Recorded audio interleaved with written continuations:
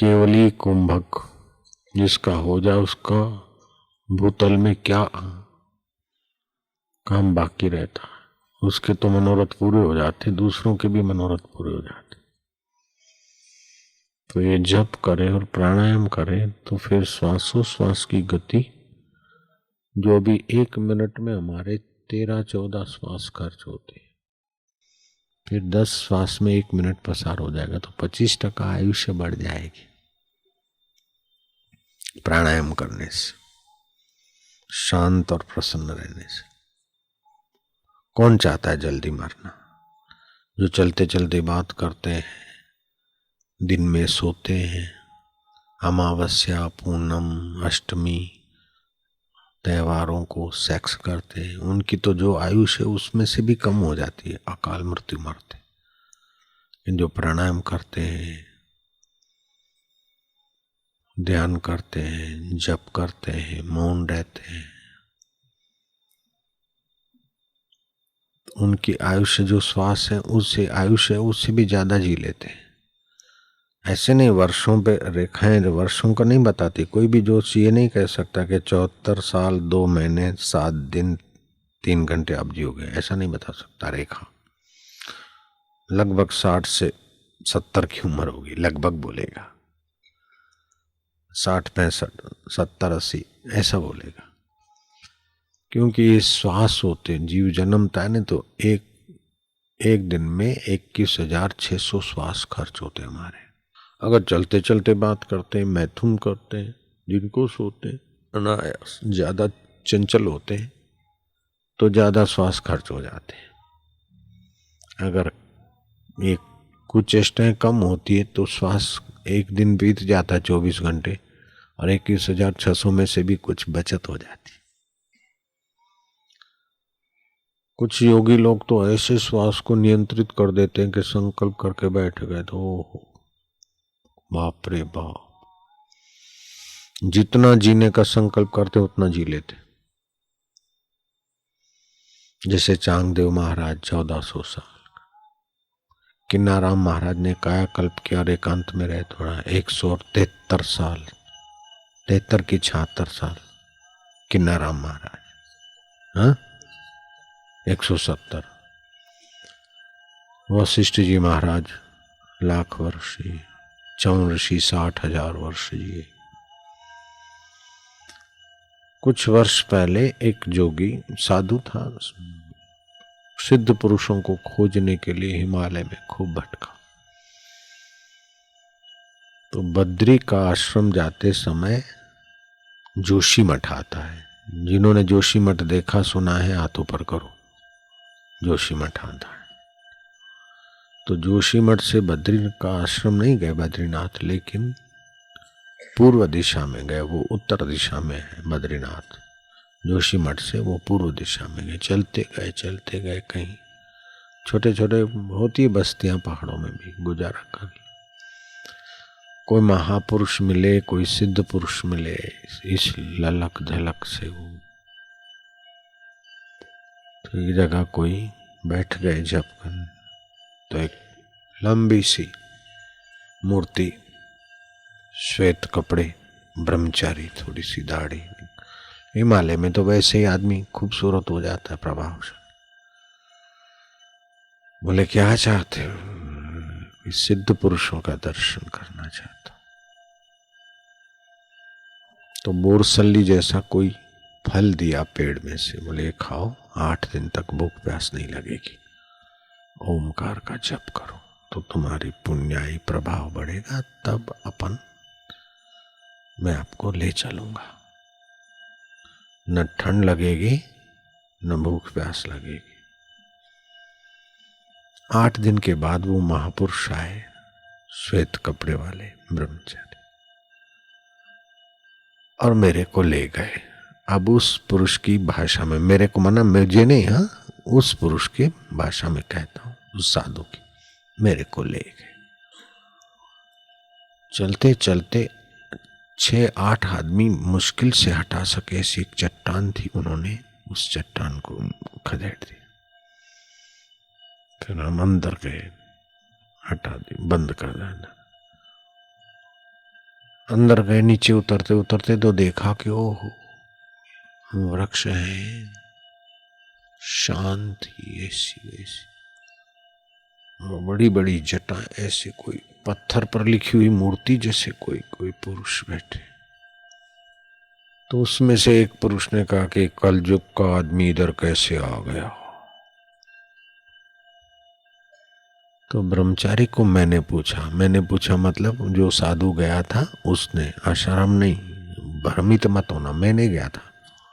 मैंने पूछा मतलब उस साधु ने पूछा ब्रह्मचारी से कि कलयुग का मनुष्य आ गया ऐसा बोल महापुरुष, तो ये कब के हैं? कोई बोले कोई द्वापर का है, कोई त्रेता के हैं, कोई सतयुग के हैं।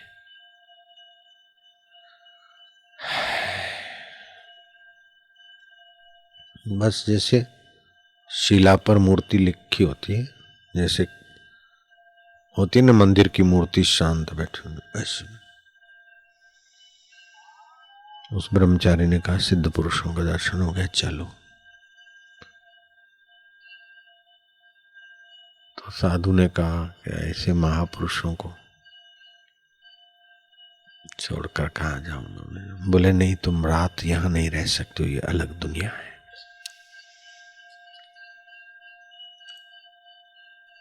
बोले कृपा करो। बोले रहोगे भी नहीं तो यहाँ की शक्ति तुमको उठाकर वहां छोड़ देगी जहां से तुम आए थे, 1 मिनट में ही। तो साधु ने सोचा चलो, कहाँ तो ऋषिकेश से चला हूं, अगर रहने देंगे तो महापुरुषों से कुछ वार्ता होगी, और नहीं तो अभी भी ऋषिकेश तो पहुंचा देंगे। तो ब्रह्मचारी महाराज का हाथ जोड़े के कृपा करो मेरे को। तो ब्रह्मचारी ने कहा देख लेना। उन सिद्धों की जो सेवा में रहते थे ब्रह्मचारी, वो तो चले गए अपनी जो हम भी। मैं बैठा रहा, कोई शक्ति मेरे को उठा के ले जाए तो उस शक्ति के पैर पकड़ूंगा, दर्शन करूंगा। देखो करूंगा मैं बोलता हूं, मतलब मैं नहीं, वो साधु के वचन बोल रहा हूं। तो रात हुई, कहीं झोंका ना आ जाए क्या? 11-12 बजे होंगे, 1 बजा होगा। बड़ा सावधान ऐसे करते करते किस समय कोई झोंका आया और यूं सावधान हुआ तो आंख खुली तो ऋषिकेश में।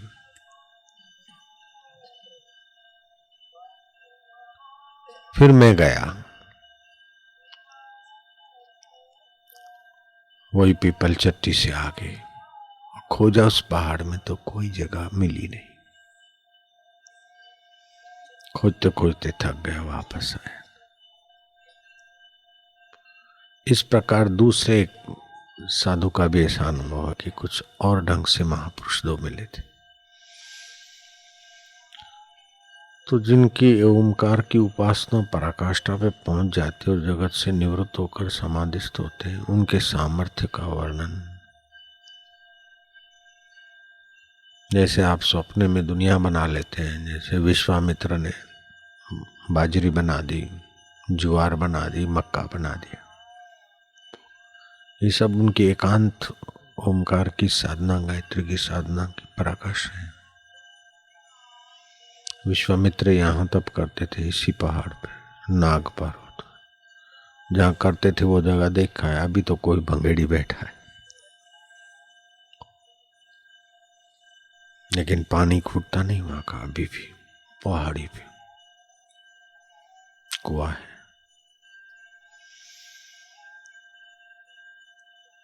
ऐसे अगस्त ऋषि ने भी तप किया है।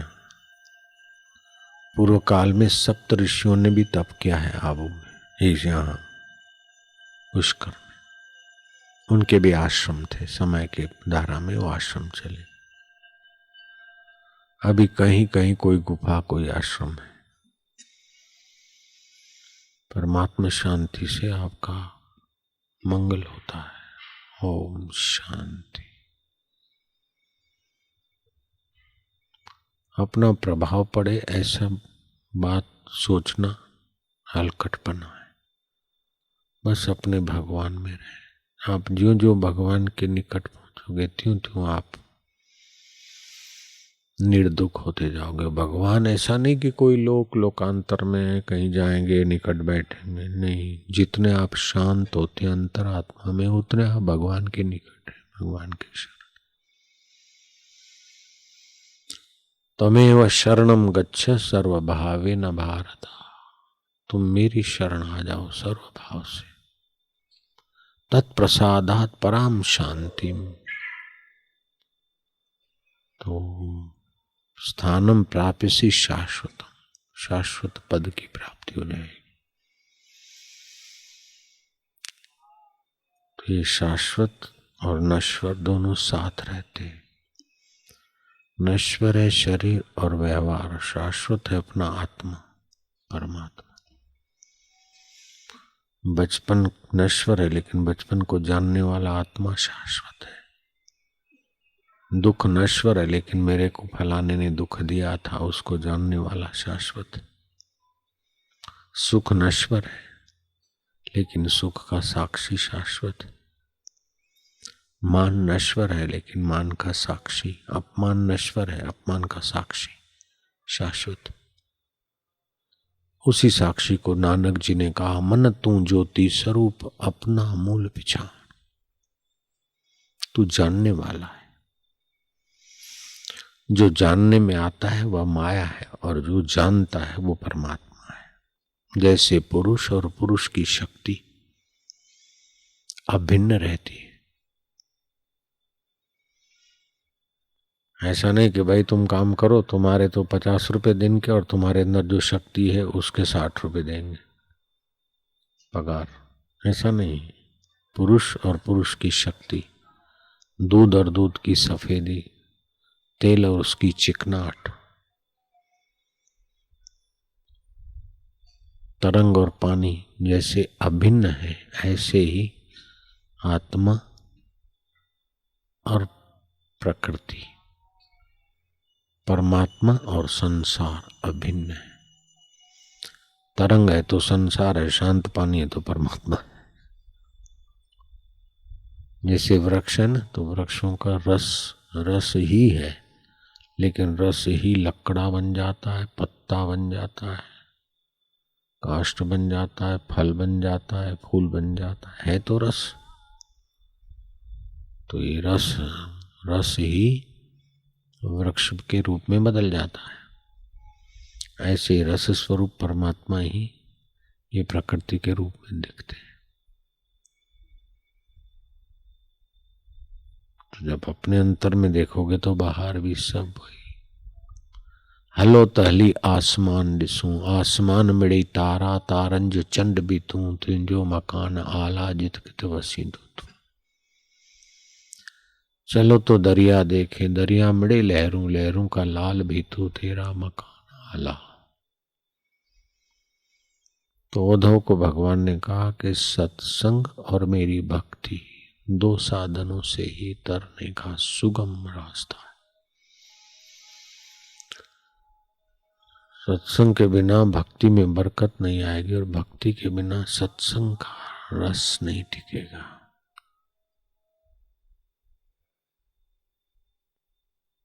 सत्संग और भक्ति, देश भक्ति, गुरु भक्ति, जाति भक्ति, ये सब ठीक है, लेकिन जिस परमात्मा से आप अलग नहीं होते, उससे मिलने की रुचि, उसमें विश्रांति, ये परम भक्ति। ओम शांति, ओम शांति। तो ओमकार का जप करने की रीत बहुत सुंदर कल बताई शास्त्रों ने परसों।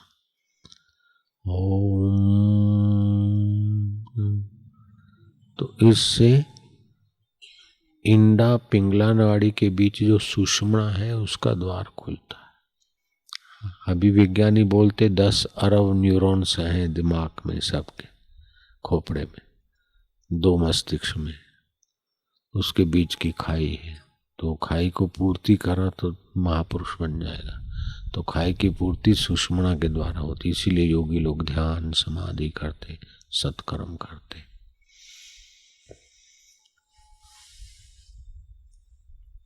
जो लोग कूड़ कपट करते, दगाबाजी करते, तो उनका अंतरात्मा तो दिखता है ना, मलिन होते जाते हैं,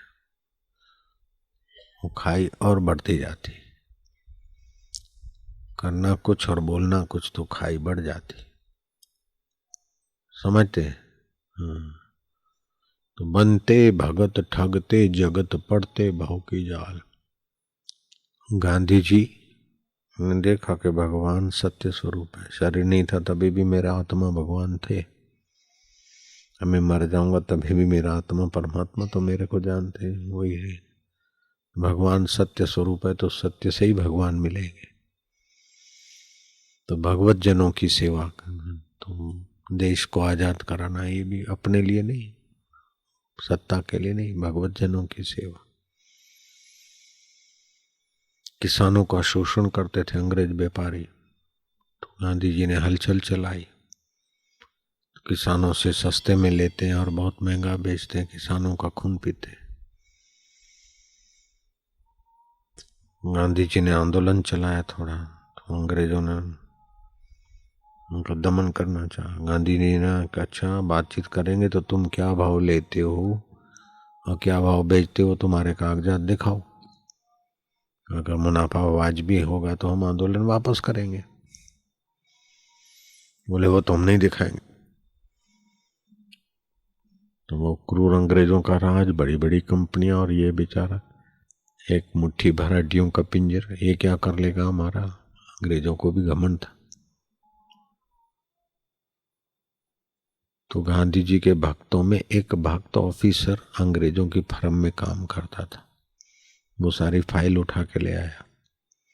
बोले बापू जी वो नहीं देते तो ये फाइल है, ये फलानी चीज ये भाव लेते हैं, ऐसे ऐसे व्यक्ति आड़त में ये करते, इसकी अपन कॉपी कर ले, ये आप उठा। गांधी जी ने उसको देखकर थोड़े तो गंभीर हो गए, फिर कहा कि भाई ईश्वर सत्य स्वरूप है, तुम ये चुरा के ले आए हो तो असत्य हुआ, चोरी किया, तुम ये फाइल देखना नहीं और मेरे को ये सिखाओ मत, जहां रखी थी वहीं छोड़ो। हम अगर सत्य के पुजारी हैं, ईश्वर की सत्ता हमारी रक्षक है। उन्हीं अंग्रेजों के हाथों से ये फाइल मैं लूंगा, चोरी की नहीं, कपट से नहीं। कपट से आदमी की योग्यताओं का नाश हो जाता है। योग्यता है मेरे परमात्मा के बच्चों में, लेकिन छल कपट से तबाही हो जाती। रोटी में भी महंगे लगते हैं बेईमान आदमी, और ईमानदार आदमी तो कितना भी उसको दो कम नहीं, भाई हमारा सार्थक हो गया। बेईमानी से जितना घाटा होता है उतना तो महाराज अपने पैर पे कुहाड़ा मारते तो उतना घाटा नहीं होता, खाली पैर ही कटता है। लेकिन बेईमानी से तो अंतःकरण इतना खराब होता है कि फिर गधे बनो, बबुल के वृक्ष बनो, पेड़ बनो, मेढक बनो, तौबा तौबा, बहुत घाटा होता है। मन को सीख जो पुस्तक अपना भला चाहते हैं तो झूठ कपट की आदत मिटाने के लिए मन को सीख पुस्तक पढ़ना चाहिए। मेरे गुरुदेव के वचन है उसमें, मेरा कुछ नहीं उसमें। बनते भगत ठगते जगत, धर्म की जगह पे तो और ज्यादा भारी पाप लगता है किसी को ठगना, धर्म के नाम पर, धर्म की जगह।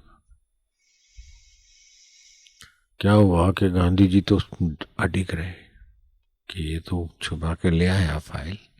बोले बापू जी इसमें चोरी नहीं है, वो तो ऐसे नहीं चोरी है, असत तो असत होता है, तू देखना मत। और समय पाकर ऐसा गांधी जी का संकल्प दृढ़ रहा कि वो अंग्रेजों को वही फाइल अपने हाथों से देनी पड़ी कि लो महात्मा जी अब। फिर उस पर बातचीत हुई और गांधी जी विजयी हुए।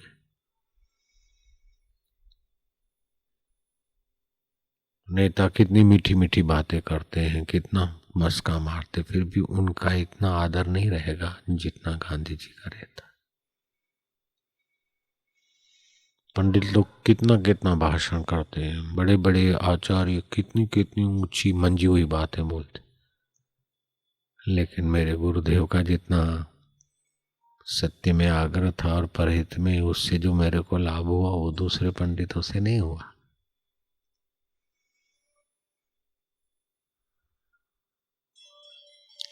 तो जो सत्य में रहता है, ईश्वर शांति पाता है, उसको तो फायदा होता है, उससे अपन लोगों को भी फायदा होता है।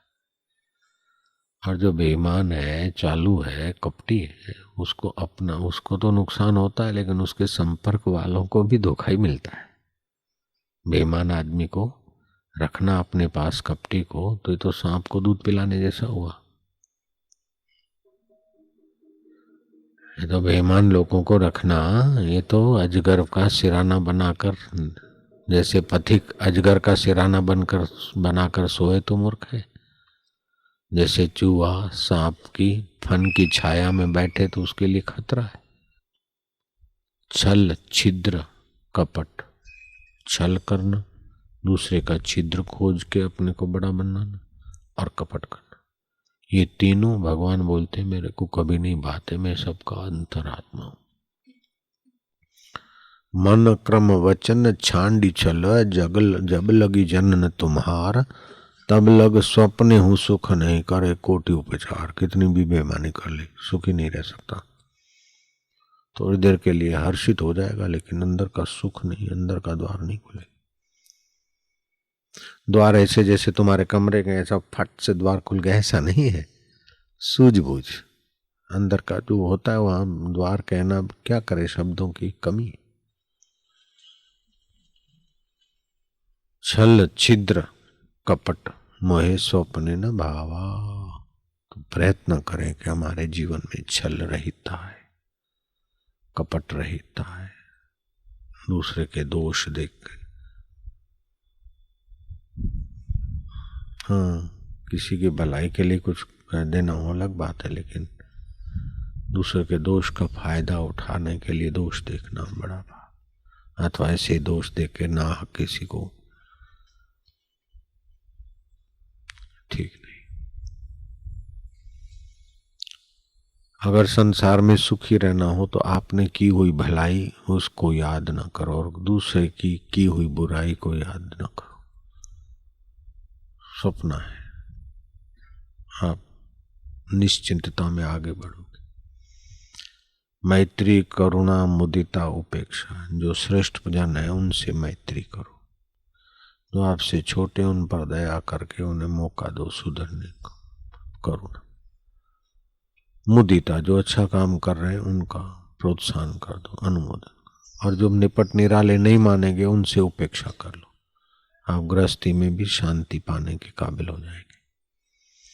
मैत्री, करुणा, मुदिता, उपेक्षा, आखा जगत ने क्या सुधारवा जवान।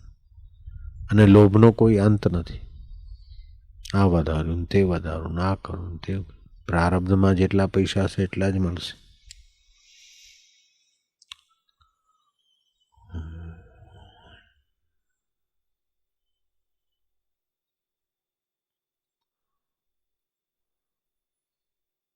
₹6 और गधा तेरे भाग्य में। वो जमाने में ₹6 मतलब आज के 600 मान लो, प्राचीन।